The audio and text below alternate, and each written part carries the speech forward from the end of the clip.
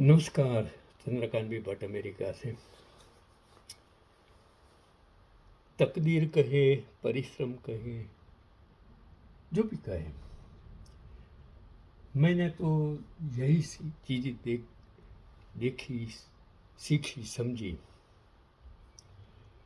कि इंसान जो भी था सोचता है वो कभी होता नहीं है, और जो होता है वो कभी सोचा नहीं होता है। इसके लिए तो हिटलर भी पैदा हुए, महात्मा गांधी भी पैदा हुए, मार्टिन लूथर किंग भी पैदा हुए, और किसी ने उसको गोली भी मार दी, और खुद ने गोली क्यों हुआ, कैसे हुआ? जो कभी नहीं सोचते थे वो सत्ता में आ जाते हैं, और जो जिसने कभी सोचा था वो सत्ता से मुक्त हो जाते हैं। वेनेजुएला के जो प्राइम मिनिस्टर, राष्ट्रपति को सोचा नहीं था कि एक रात अमेरिका का राष्ट्रपति उसके घर में से उसको उठाकर न्यूयॉर्क की जेल में डाल देगा। कभी नहीं सोचा था। सद्दाम कभी नहीं सोचा था कि एक बंकर में उसको छुपना पड़ेगा, और बंकर में से अमेरिका उसको निकाल देता है चीन की तरफ, और इसका अंत होता है। मेरा भी जीवन यही है। मैंने कभी नहीं सोचा था कि कठलाल गांव से सेठ हमार हाई स्कूल से पढ़कर मोड़ासा कॉलेज में मेरे भाई के साथ रहूँगा, उधर से अहमदाबाद में आऊँगा, अहमदाबाद में से न्यू कमर्शियल मिल में जॉब होगी, और न्यू कमर्शियल मिल से वो बंद होने की, वहाँ से मैंने आर्ट्स करने का, और मुझे मेरे दोस्त मिल गए, और भक्त वल्लभ द्वारा स्कूल में दूसरे दोस्त ने मुझे स्वामीनारायण कॉलेज के साइंस कॉलेज बंद होने से उन्होंने मुझे लेबोरेटरी का सामान दे दिया।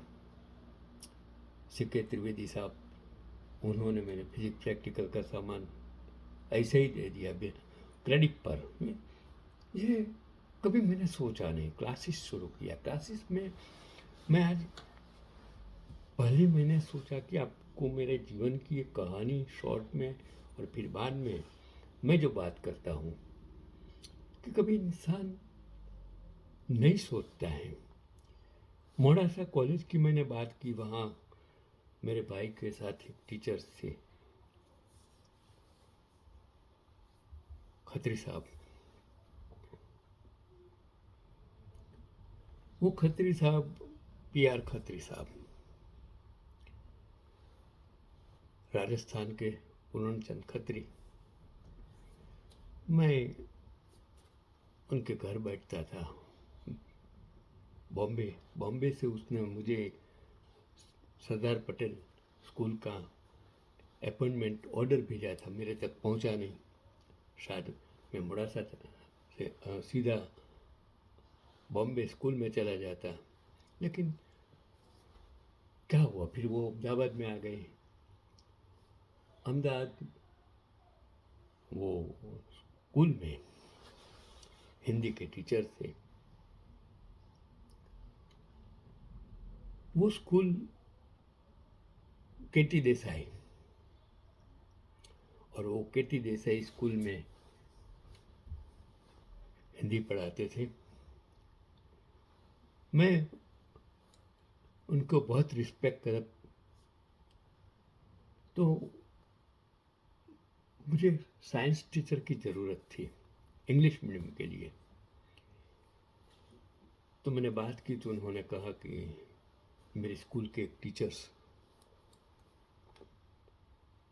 रिटायर हुए हैं, बढ़िया है। वो पाकिस्तान, इंडिया अलग हुए तब वो मतलब उस वहाँ से यहाँ माइग्रेट होके आए थे। अलनी खड़की उसमें वो रहते थे, और वो केटी देसाई स्कूल में टीचर्स थे, उस जमाने के टीचर। वो वहाँ पढ़े हुए पाकिस्तान में, मतलब हिंदुस्तान में पढ़े, तब पाकिस्तान था। तो मैं इनको मिलने गया, बोला भट्ट साहब, मैंने, मेरे वडील थे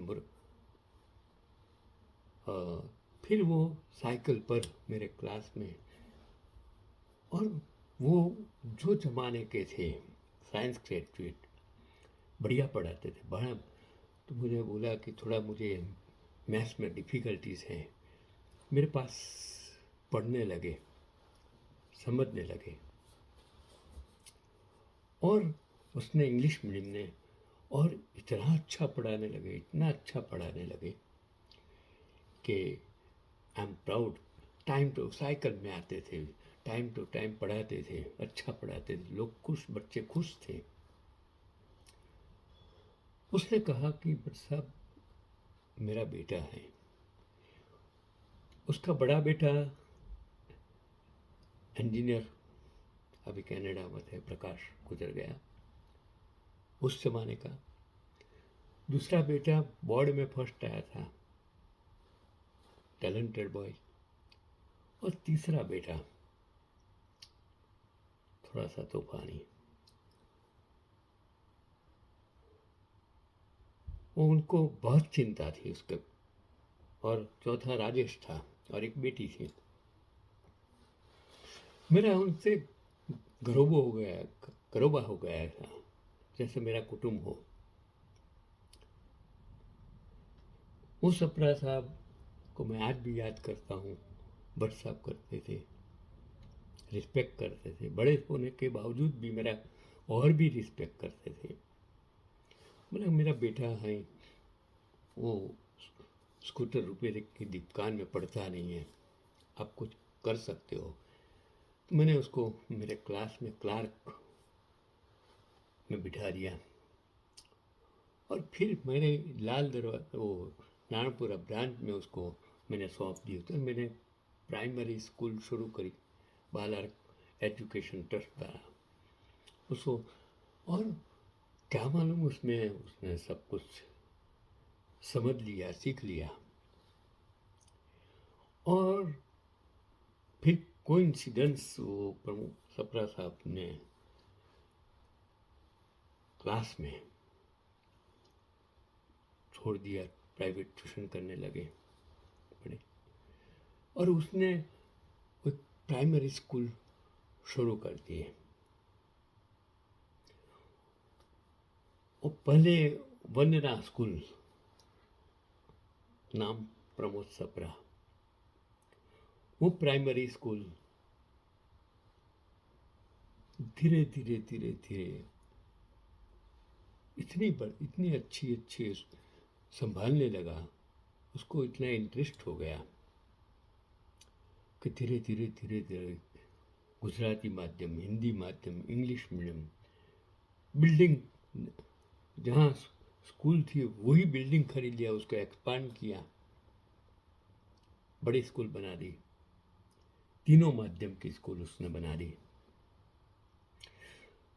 जो बच्चा तूफानी था, भाग गया था, उसको मैं पकड़ के लाया था, समझाया था, वही बच्चा जिसका एजुकेशन बैकग्राउंड नहीं था, बीएड भी नहीं था, वही बच्चा एक Gujarati, Hindi, English medium school, और कितने सारे, और उसका नाम प्रमोद सप्रा,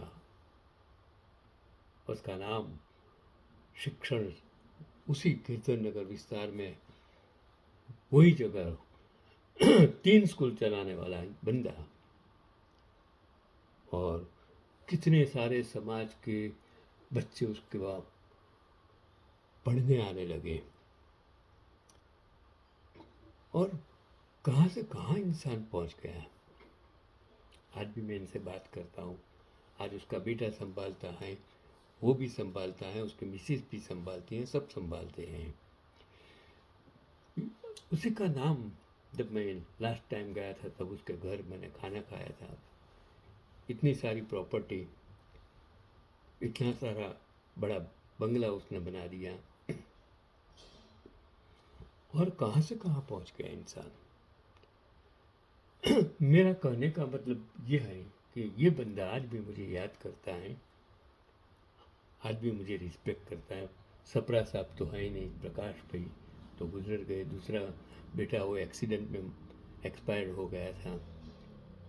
तो एक इंसान क्या सोचता है